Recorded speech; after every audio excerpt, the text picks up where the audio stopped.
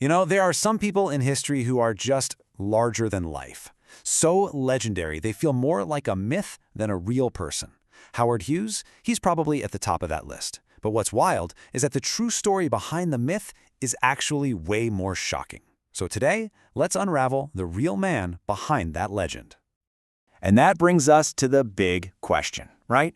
The one that's fascinated people for decades. How on earth did the world's most famous man become its most famous phantom? I mean, just look at this. It's like two completely different people.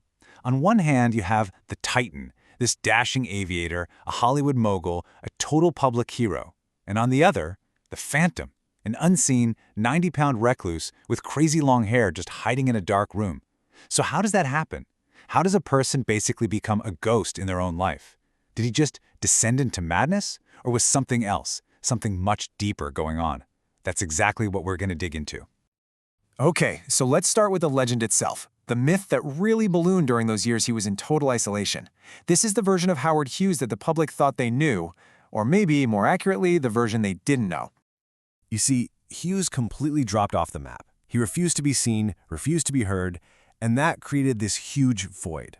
And you know what they say, nature abhors a vacuum. So other people jumped right in to fill that silence, to tell his story for him.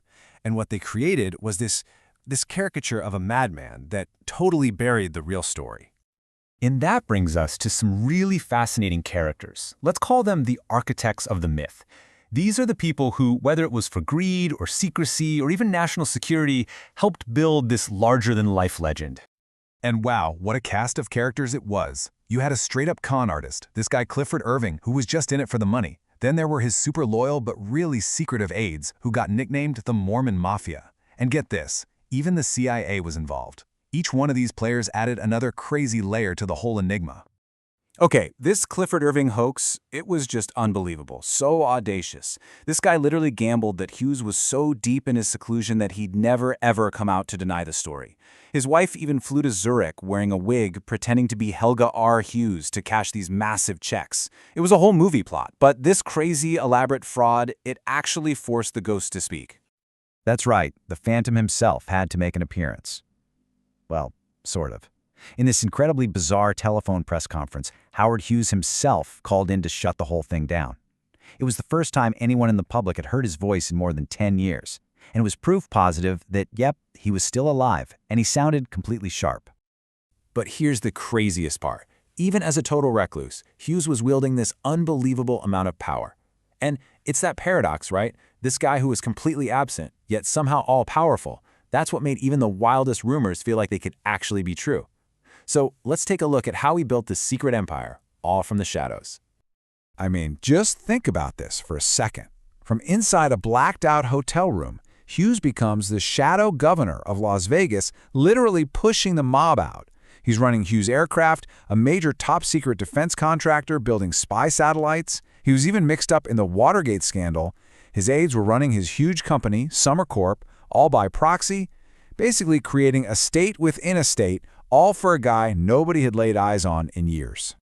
And then there's this. Incredibly, what sounded like the wildest rumor of them all turned out to be 100% true. The CIA literally partnered with Howard Hughes. Why? To build a gigantic ship, the Glomar Explorer, so they could secretly pull a sunken Soviet nuclear submarine off the bottom of the ocean. His reputation for being this obsessive, secretive weirdo made him the absolute perfect cover. And the cover story? It was pure genius. They just told everyone that the eccentric billionaire Howard Hughes was getting into deep-sea mining for something called manganese nodules. It was so believable that other companies actually started investing in the field, trying to catch up. And the whole time, they had no idea it was all a front for one of the biggest, most daring spy missions of the entire Cold War. Okay, so let's recap. We've got the myth, we've got con artists, we've got a secret empire run from a dark room. It all paints this picture of a super powerful, super eccentric madman, right? But that picture is missing the most important piece of the puzzle. To really understand the Phantom, we have to stop looking at the myth and start looking for the cause. And that cause? It all started with one single catastrophic event. Because really, to get why his life ended the way it did, we have to rewind. We have to go back to the very beginning of his decline. The real key to this mystery isn't in all those stories about his weird habits or his madness. No, it's rooted in very real, very severe physical and psychological trauma. The year is 1946. This is it. This is the definitive tipping point. This is the moment that changed absolutely everything for Howard Hughes and set him on a path he could never, ever come back from. He was test piloting a prototype spy plane, the XF-11, and it malfunctioned. He crashed right into a Beverly Hills neighborhood. The injuries were, they were just catastrophic, life-altering. We're talking a crushed chest, a collapsed lung, third-degree burns all over his body, 24 separate bone fractures. But maybe the worst injuries were the ones you couldn't see, a severe traumatic brain injury, and a lifelong addiction to opiates that started right there, with the codeine they gave him for the unbelievable pain. This crash, this is the key to understanding everything that happened next. All right, so now it's time to pull back the curtain on the whole myth. Let's set aside the folklore and look at the cold, hard, clinical evidence. This is where we get to the truth. So, what the world saw as this bizarre descent into madness and eccentricity was actually something else entirely. In reality, it was a private, desperate, daily battle with severe, untreated medical conditions, and almost all of them stemmed directly from that plane crash in 1946. Okay, here's a big one. One of the key conditions he developed from the nerve damage was something called allodynia.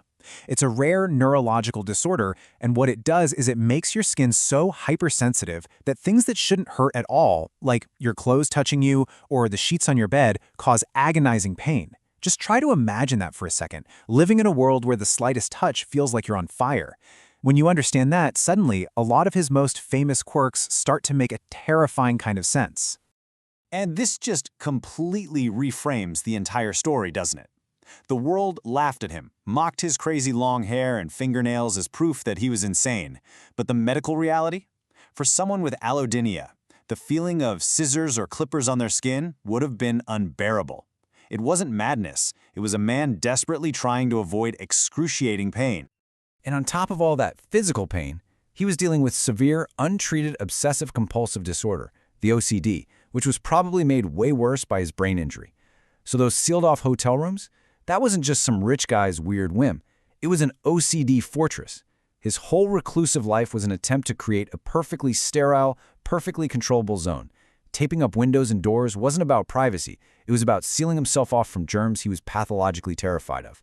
And using layers and layers of Kleenex to touch things, that's not a quirk. That's a classic compulsion. And here's the real tragic irony. His incredible wealth meant he could just facilitate the illness. He could pay people to enable his compulsions instead of ever having to get treatment. And when he finally died, the autopsy revealed something just grim. They found 5 broken-off hypodermic needle tips still lodged in the flesh of his arms. It was a silent testament to years and years of self-injecting drugs to deal with that chronic, unending pain. And this is maybe the most shocking number of all. At the time of his death, Howard Hughes, this man who stood 6'4", this once dashing titan of industry, weighed only 90 pounds. It's just such a stark, humanizing number that cuts right through all the myths and legends and shows you just how complete his physical decay really was. So all of this leaves us with one last big question. For decades, everyone debated whether Howard Hughes was a prisoner of his aides, that he was held captive by them. But when you look at all the medical evidence, the chronic pain, the nerve damage, the OCD, the addiction, you start to wonder if we've been asking the wrong question all along. Was the real prison not the darkened hotel room he locked himself in, but his own body? A body that was just ravaged by trauma and pain and illness. And when you look at it that way, his story stops being this bizarre mystery about a crazy billionaire, and it becomes a truly profound and human tragedy.